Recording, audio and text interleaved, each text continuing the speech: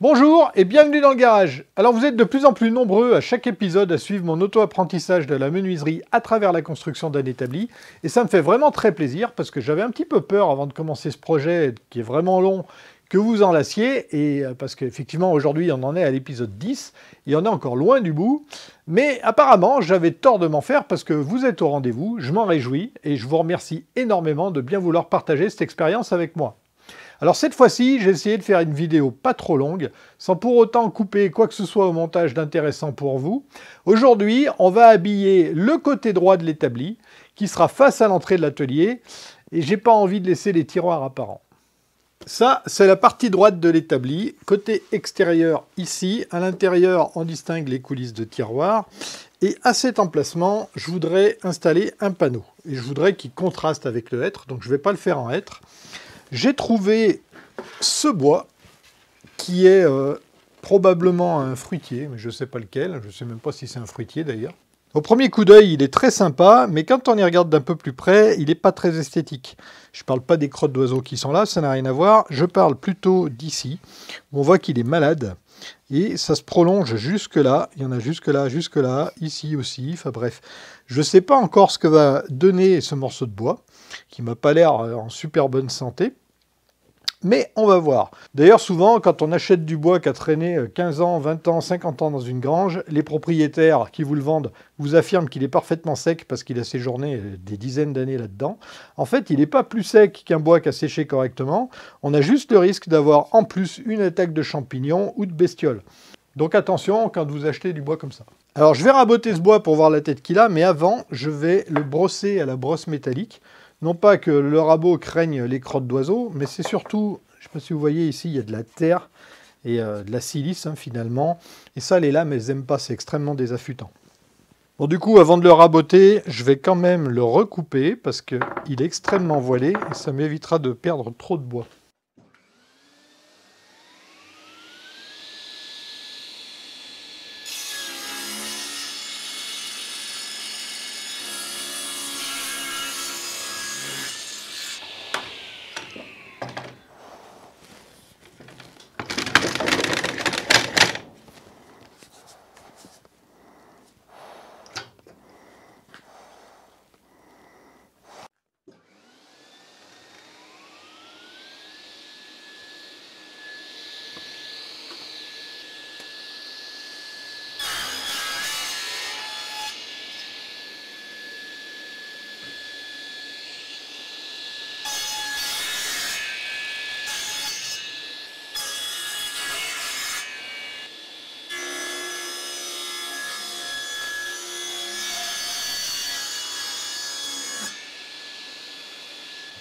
Voilà, c'est pas encore plat, mais c'est beaucoup mieux.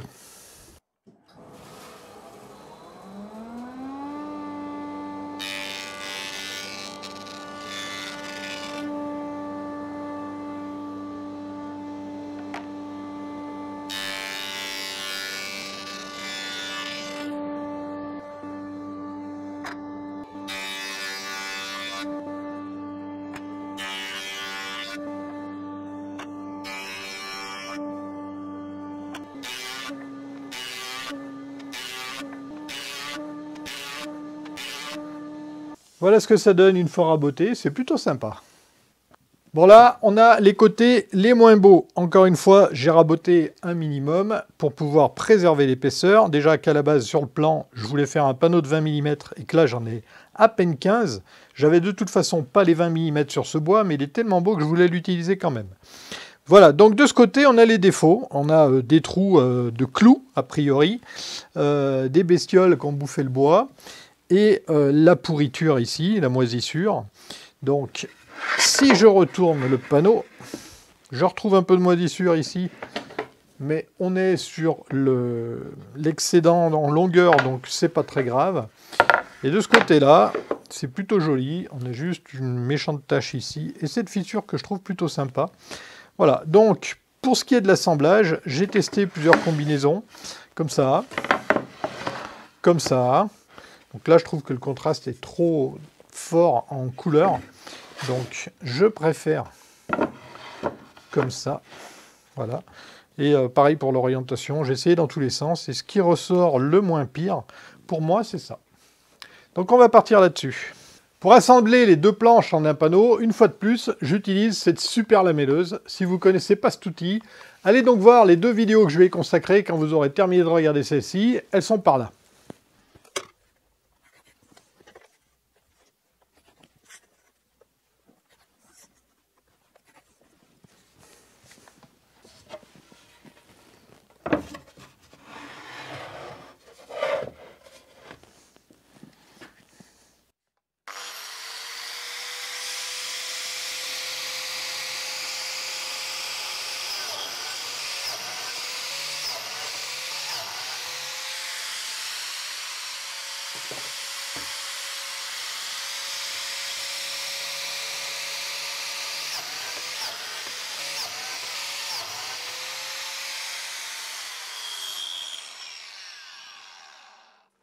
Et voilà, il ne reste plus qu'à coller.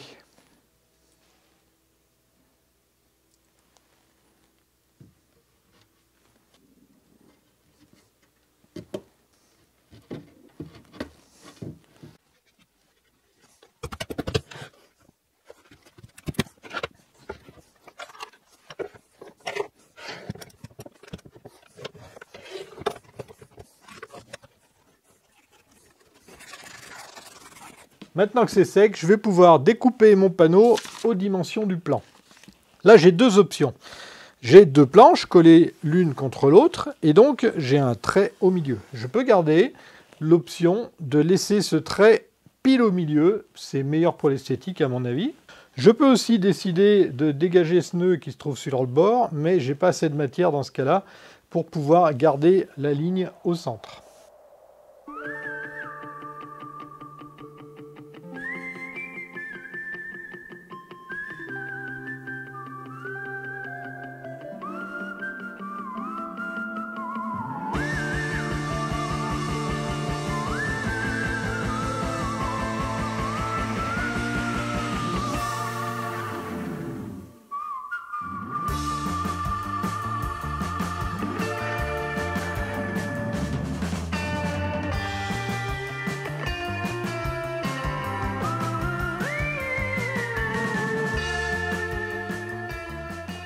Oui.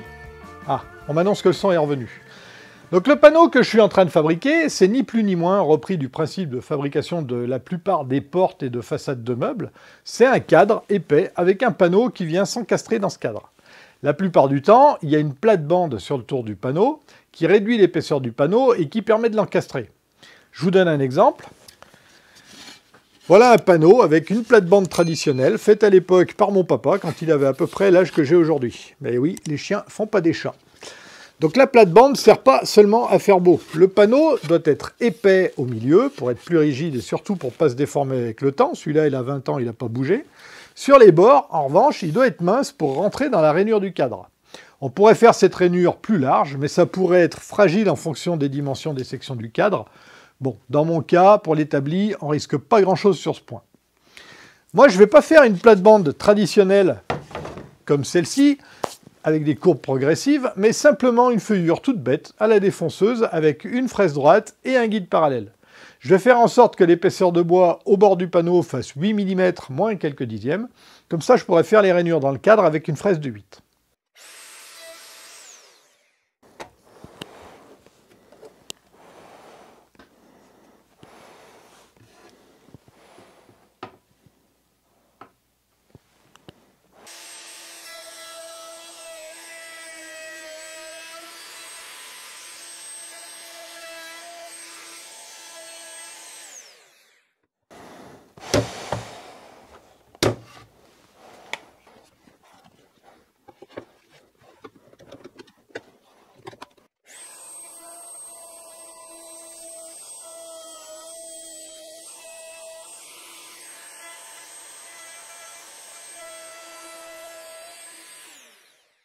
Je dois défoncer les 4 côtés du panneau, j'en ai fait 2 et je m'arrête au milieu pour vous expliquer un truc ou deux.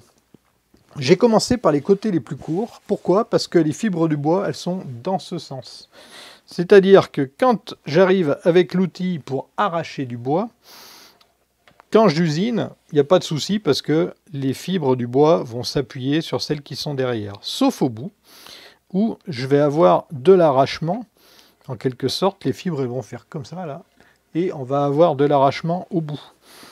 Donc, si je commence ici, ça n'a pas d'importance parce que l'arrachement, il va se faire là, et cette partie-là, elle va être usinée ensuite quand je vais défoncer les deux côtés les plus longs. Alors que quand je vais défoncer ici, il y aura très peu d'arrachement parce que je vais défoncer dans le sens des fibres. Voilà, donc les fibres ne risquent pas de s'arracher comme ça puisqu'elles sont dans ce sens-là, donc elles vont juste être coupées finalement. Alors que si j'avais usiné dans l'autre sens, c'est-à-dire d'abord ici et ensuite là, j'aurais pu avoir de l'arrachement sur le petit coin là. Et ça, je vais éviter.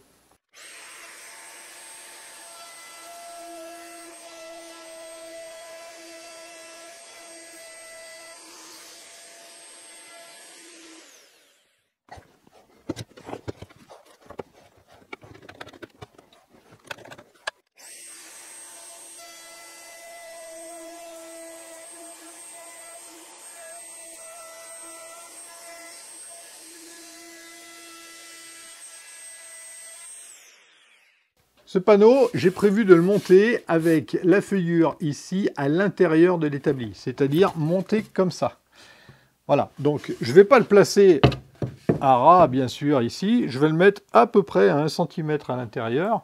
Et pour ne pas m'embêter et avoir une cote exacte, je vais prendre les mesures à l'œil pour une fois, donc à peu près 1 cm, là il y a un peu plus, au trusquin, en faisant un repère, tout simplement, sans démonter les pieds pour pas me tromper de sens.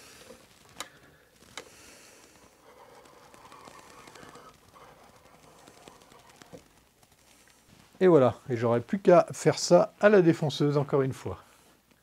J'aurais aussi pu le faire à la toupie, mais j'ai pas des outils pour faire une feuillure de 8 mm. On arrive au moment que vous attendiez, c'est l'instant boulette.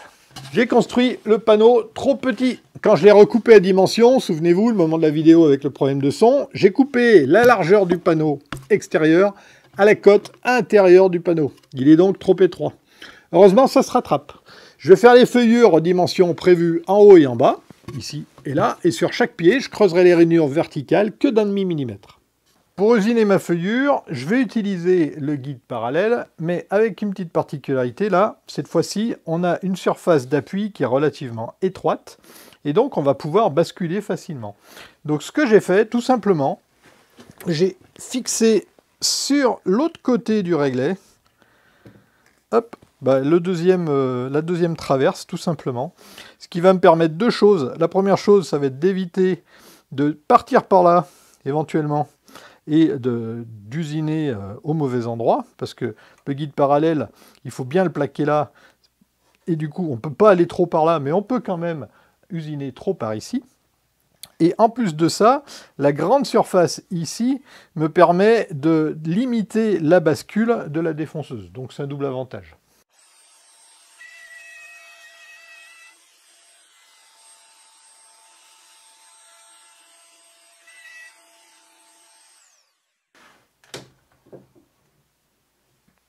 À cause des serre-joints, je dois faire les rainures en 2 fois en retournant les traverses.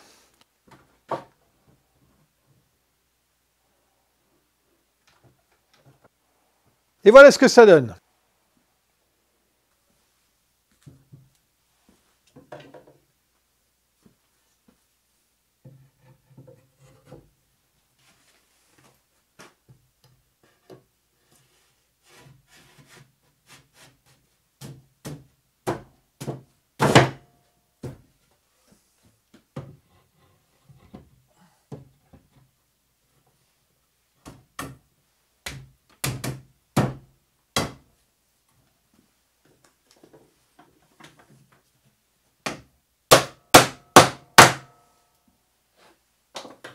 Bon, on a fini, donc c'est le moment de faire le bilan. Alors comme je l'ai déjà dit, quand je commence à travailler dans l'atelier, en général, le chantier est déjà bien réfléchi, j'ai anticipé l'essentiel des réflexions et je sais à l'avance comment je vais m'y prendre pour travailler. C'est une façon de faire qui me va bien, je ne suis pas très bon en improvisation. Mais parfois, il faut s'adapter entre ce qu'on a prévu initialement et la situation sur le terrain, si je puis dire. Aujourd'hui, par exemple, j'ai fait un compromis sur l'épaisseur du panneau. Sur le plan, le panneau devait faire 20 mm. Mais je voulais utiliser ce beau bois que vous avez vu, là, dont ses dimensions brutes étaient déjà inférieures à celles du produit fini. 20 mm sur le plan, une épaisseur inconnue dans l'atelier au début du chantier puisque le bois était tuilé. Cette différence de dimension a eu des impacts sur le projet, du début jusqu'à la fin. Après le rabotage, quand j'ai su enfin l'épaisseur finale du panneau, j'ai dû adapter la largeur des feuillures, par exemple, non seulement en fonction de l'épaisseur du panneau, mais aussi en fonction des outils dont je dispose pour réaliser cette feuillure. Dans les faits, j'ai choisi une feuillure de 8 mm, parce que le panneau fait environ 15 mm d'épais, et que j'ai une fraise de 8 mm, ce qui m'évite par exemple de faire une feuillure de 7 mm avec une fraise de 5 en faisant 2 passes. Je gagne du temps et je gagne en précision. La lamelleuse, il me semble que j'ai jamais fait de retour d'expérience sur cet outil encore. Il est très pratique, il n'y a pas de décalage entre les éléments du panneau, c'est fait pour ça et ça fonctionne très très bien. Un avantage appréciable des lamelles, c'est qu'il n'est pas nécessaire non plus de caler le bois pour pallier un désaffleur pendant le serrage après collage. C'est bien simple, le résultat il est précis, c'est facile, c'est rapide, c'est efficace. Quand j'ai acheté cette machine, je ne pensais pas que j'en serais autant satisfait honnêtement. La boulette, il y en a toujours une, donc c'est une erreur de dimension, c'est forcément une erreur d'attention. Donc évidemment, quand on se trompe à la coupe, c'est plus souvent trop court que trop long. Heureusement, j'ai pu m'adapter sans conséquences esthétiques. Enfin, ça, on verra bien dans quelques temps, parce que si le bois sèche encore un peu, le panneau peut se rétracter, et là, j'aurai peut-être des ennuis. On verra. Je vous tiens au courant. Je vais vous parler maintenant de la plate-bande du plateau. Je ne suis pas hyper content du rendu, c'est sûrement dû au fait que le plateau était trop en dehors de la table sur lequel il était fixé quand je l'ai usiné, et qu'il manquait d'appui. Et si c'était à refaire, soit je donnerais un meilleur appui au plateau, soit je le ferais à la toupie. Concernant la pose, traditionnellement, la plate-bande, elle est visible côté parement, mais j'ai décidé de la placer côté tiroir, donc à l'intérieur de l'établi, simplement pour des raisons esthétiques. Je trouve que le rendu est plus moderne, que ça se coordonne mieux avec l'aspect brut de l'établi. Pour faire les rainures dans les traverses, j'ai improvisé un montage d'usinage très simple et pourtant très efficace. Ce montage, il m'a permis de gagner en stabilité et c'était bienvenu parce que la défonceuse que j'ai utilisée n'est pas la plus adaptée. Cette défonceuse, elle est lourde, ce qui apporte de la stabilité si on est bien en appui, mais dans le cas de l'usinage des traverses, l'appui est étroit et ça bascule. En plus, elle est haute, ce qui lui donne l'avantage d'avoir une grande capacité de plongée, mais elle est très lourde et le plus gros du poids, il est dans le capot moteur, ce qui ajoute de l'instabilité avec un appui étroit. À ça, j'ajoute un défaut d'ergonomie à mon avis, les poignées qui sont trop hautes et quand on pousse la défonceuse, elle a tendance à basculer plutôt qu'à avancer. Mais c'est normal, c'est pas un défaut de la machine, c'est juste qu'elle n'est pas prévue pour cet usage. Elle est prévue pour être montée sous table et dans cette configuration, tous ces défauts deviennent des avantages. Le poids élevé de la machine apporte de la stabilité. La tête en bas, le poids est en bas, donc le centre de gravité est bas et c'est plus stable. Les poignées sont plus utilisées, bref. Elle est bien conçue, cette machine, mais pas pour faire une rainure en équilibre sur 4 cm de bois. Dans ce cas, j'aurais préféré cette machine, beaucoup plus légère, plus trapue, mais elle est morte et donc j'ai dû faire avec ce que j'avais. Il faut aussi que je vous parle de ce projet que vous êtes en train de vivre avec moi d'auto-apprentissage. Encore une fois, j'ai beaucoup appris en fabriquant ce simple panneau, beaucoup plus que ce que j'aurais cru. Certains d'entre vous m'ont dit dans les commentaires d'ailleurs qu'ils percevaient déjà des progrès de ma part. Beaucoup me disent d'apprendre des trucs, d'autres me donnent des conseils. C'est vraiment excellent ce partage, ça me touche. Merci à vous pour ça, mais aussi pour m'accompagner dans cette expérience d'auto-apprentissage. Voilà, pour le bilan, c'est tout. Dans la prochaine vidéo, on va attaquer la presse frontale, je pense. C'est un gros morceau, très intéressant. Donc pensez à vous abonner si ce n'est pas encore le cas et activez les notifications pour ne pas rater la suite. Ça promet. D'ailleurs, si vous êtes de passage par hasard sur cette vidéo, n'hésitez pas à voir la série qui se trouve ici, à vous abonner et à lâcher un commentaire pour participer. Et si vous avez particulièrement aimé cette vidéo, si elle vous a apporté quelque chose, vous pouvez me payer un café avec le bouton merci sous la vidéo si ça vous chante. Il est maintenant temps pour vous de regarder d'autres vidéos de la chaîne ou alors d'aller bricoler. Donc je vous souhaite de bons bricolages et je vous dis à la prochaine dans le garage. À très bientôt.